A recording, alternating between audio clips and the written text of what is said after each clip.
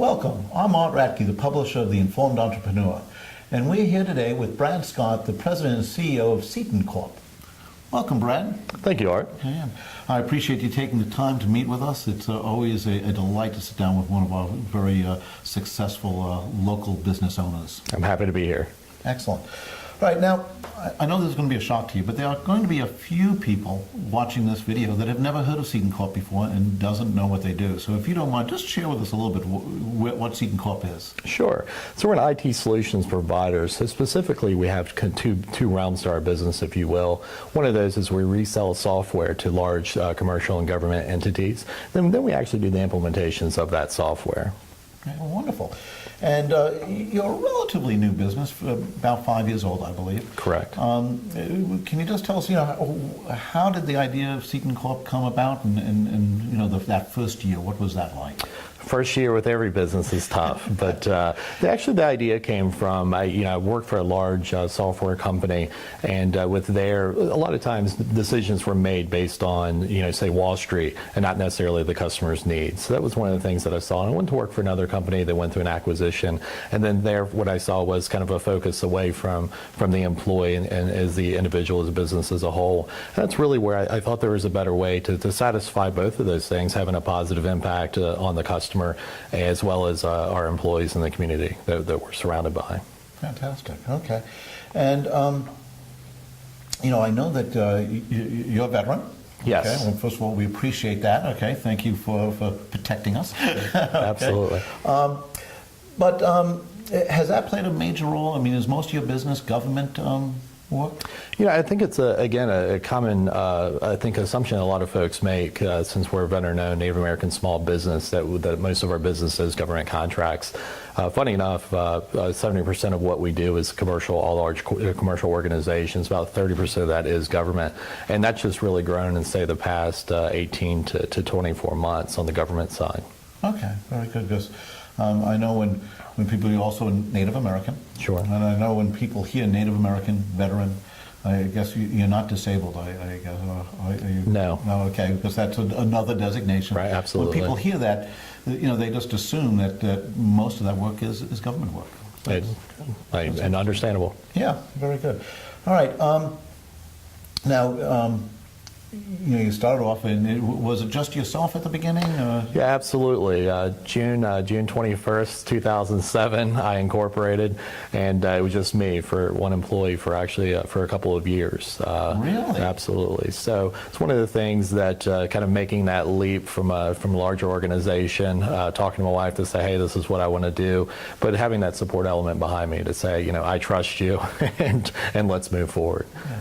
So you literally were a one-person company for 2 years. Correct. So it started in 2007, so that's 2008, 2009. Correct. And then you made that next jump, which Absolutely. is taking on the responsibility for paying someone else on a weekly basis. Correct. And we went through rapid growth in 2009. There was a business opportunity that presented itself, as well as serving our customer base. So we did onboard a lot of employees in 2009, and that has continued through, for the past, since the past 3 years since then. Excellent. And that is a challenge that, when I talk to business owners, the recurring theme is that regardless of how talented and driven and everything that they might be, they can only be as good as their employees. Correct. And how do you find and keep them happy? I mean, has that been a challenge?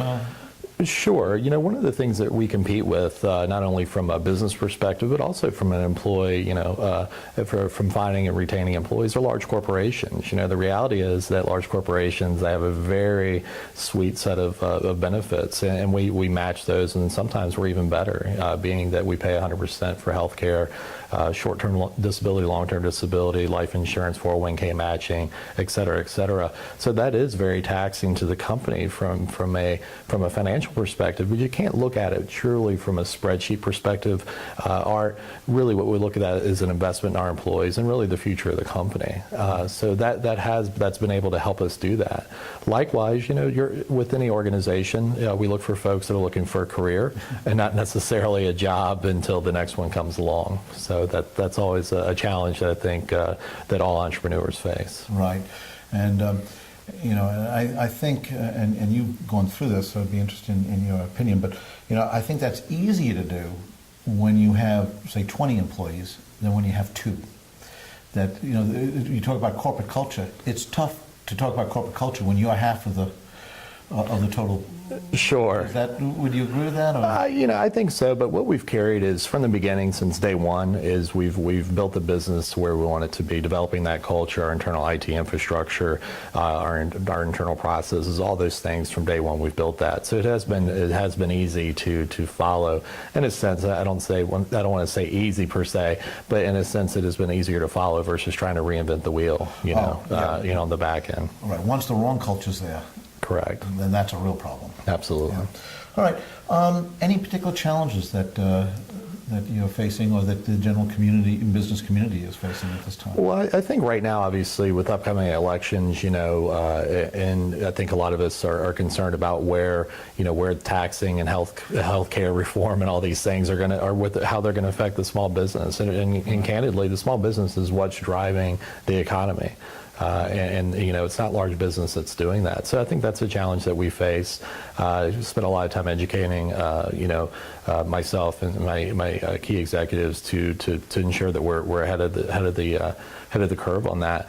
Likewise, I think managing growth. We've been a very fast growth company, and trying to replicate, as you said earlier, those things between employees and key employees has been a little difficult to manage. There's one of our biggest assets is time, and we thought we had the 28-hour workday figured out, but now we need a 36-hour workday. so as we continue down that path, it's just truly managing that growth, and it's been all organic growth as well. Okay, excellent. All right, and any particular opportunities on the horizon? Sure. We're actually going through some portfolio expansion. A lot of that is driven by customer demand. Customers are saying, you've really taken care of us in these situations. You came in maybe after another provider simply provided us with a need. You actually understood our business. And then what a concept, huh? Absolutely took the time to understand our business and solve our business problem, because that's really what it's about, regardless of what you do. And obviously we're doing that from an IT perspective, providing them the results that they wanted. And then the customers are saying, hey, we trust you. Now, can you also do these other things for us? We know it's within your skill sets. Can you also do these other things? So I think it's a point of pride for myself and our employees that we're able to do that, that we're working hard and we're giving results to our customers, that they're able to come back and say, we want you to do more, versus us saying, hey, here's a new widget or a new gadget or a new technology. Customer, you need this. That's right. If we can leave them convincing us we should take on more work for them, that's absolutely right. Sure. That's the best. All right. Now, Brad, one of the things that always fascinates me about running a company, and particularly as it's growing rapidly, is, and I don't know if you've experienced this, but kind of the loneliness of being in that position. And what I mean by that is, yeah, you can go to your employees and talk a lot about this, but sometimes you need to think things through before talking to your employees. And correct. You go home to your family, and they probably want to play with dad and stuff more than right. more than talk about business issues. It just seems like a very lonely position in some cases. Have you experienced that? Is that? Every day, and up until a couple of years ago, that was one of the things I experienced. And trying to educate myself, I tried to do a lot of things, solving business problems, through educating myself through books, reading books, and then you find out, you read these business books that the person's never been in business, but they're providing you with advice, right. Those types of things. But they're good writers. Absolutely. But from that perspective, I really defined myself looking for others that I could share experiences with about the business, maybe successes and or failures, or just issues that we're facing, and I was having a hard time finding that ecosystem. And a lot of companies, what they'll do is they'll hire on a board of directors, and some of those, and really some of those board of directors maybe from larger corporations that really don't understand the entrepreneurial spirit and the drive. And so I was really looking for something, and then I found an organization called Entrepreneurs Organization, or EO, that's really provided me that foundation, that ecosystem. Wonderful. And can you just describe it to us a little bit about, not about EO, but really your personal experience with EO? What have they brought to you personally and to your business? Sure. Well, number one, I think bringing to me personally in my business, it's actually a two-way street. So, I've been able to bring things back, and it's one of the big things that I liked about EO, because at first I wasn't sure if I could bring a lot of things to the table, even though that being a successful entrepreneur, those types of things, I think it's something we all go through. But to help me personally, it's been nice to be able to learn from the experiences of others, and it's not advice from someone that went to an Ivy League school that has their degrees, and then they're providing advice of you should do this, you should do that. What EO has provided me was experience sharing, meaning, hey, this is what I'm facing, or this is what I'm looking at or thinking about doing, and others being able to share their experiences of, I was in that similar situation, this is what I did. And then being able to take that from eight or 10 folks, being able to take their experiences and then come to my own conclusions. That was a totally different spin. It's been able to help me a good amount, as well as our business. Wonderful. All right. Excellent. All right. I think that answers most of the questions I had. Is there anything that I forgot that you think really we should be sharing about Cetan Corp or the EO? I think one of the things you touched on earlier is about being a veteran, and I think there's a lot of veteran, budding entrepreneurs out there, or vets, and I think one of the other things is actually hiring vets, that a lot of folks may discount the skills that they bring to the table. And candidly, I started out as an infantry soldier, so there's not a large calling for infantry soldiers in the business world.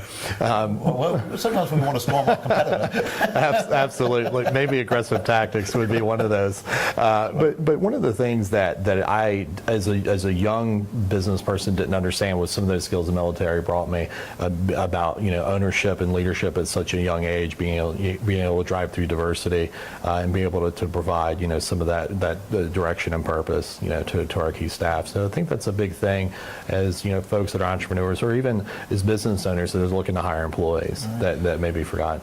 And that. Not for now, but that actually gives me, as a publisher of Informed Entrepreneur, a great idea. A lot of people don't necessarily know how to tap into veterans. And I know that there's a whole, and I'd have to do some research, but there's a whole network of organization stuff that help with that. And that might be a good piece for Informed Entrepreneur to do, and how to hire a veteran. Correct. Great. Thank you. I appreciate it. Thank you for taking the time, and looking forward to coming back next year and hearing of all the great things that have happened in that year. Great. Right. Thank you. Thank you. Thank you for joining us. When you're here, take an opportunity to look at the other videos and stories that we have, and we'll have an ongoing series of the members of the EO, and where you can learn who they are, what they do, and what the organization has done for them. Thank you.